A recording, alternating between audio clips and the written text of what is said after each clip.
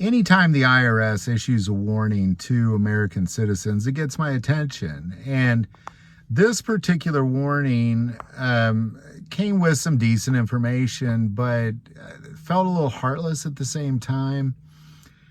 And what the warning was, and I just woke up to this morning, was that they were extending the tax deadline for certain counties affected by the hurricane to May 1st.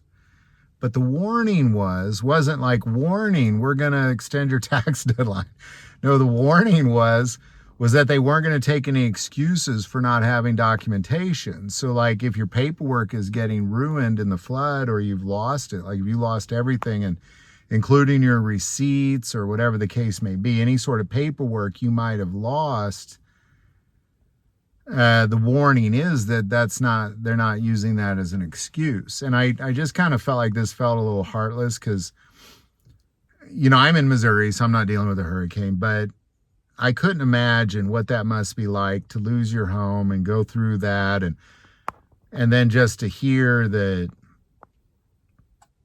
oh, you better have kept your paperwork, otherwise, or else. It feels a little heartless. I think it's great they extended it. That's great. But like, it's October, like going from April 15th to May 1st.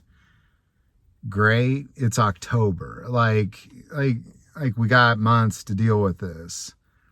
We didn't need to hear today that, hey, warning, there's no excuse for not having your paperwork.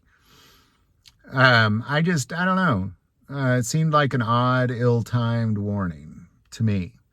It's great they extended it. Now, actually, one thing that is great that also is included in this warning was that business owners, because they have to pay their tax debt every month, or employee taxes have to be paid every month, and then you also got to pay your income quarterly.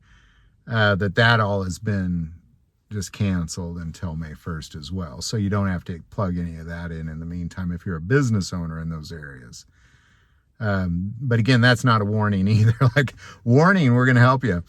The warning again was that there's no excuses for not having your documentation. And, I don't know, ill-timed, in my opinion. I do want to take a moment here as well and say that we really need to be in prayer for those affected by the last 3 hurricanes, Debbie, Helene, and the last one over Florida. I can't remember what it was called, but Milton.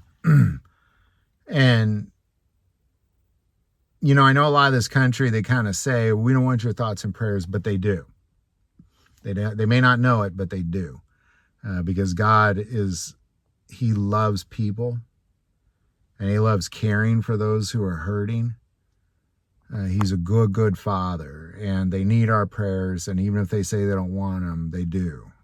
And even if there's people saying they don't want them, a lot of people do want them. If I was dealing with that right now and I knew there was people praying for me, it would give me hope. And I'd be like, well, my Father's got it, because I know the power of prayer. So please do be in prayer for those. Take a moment, even after this video, or pause, stop it right now. I won't bother me any. And pray for them. Just pray for them, and maybe pray for the IRS a little too. So, there you go. Any thoughts or insight on any of that, definitely put it below. Do want to take a moment and say most who watch this channel, they're not subscribers. Click that subscribe button. It's free. Greatly increases the algorithm and our ability to get our message out. And but the most important part of this channel is we take prayer requests. So please don't ever hesitate to send that in.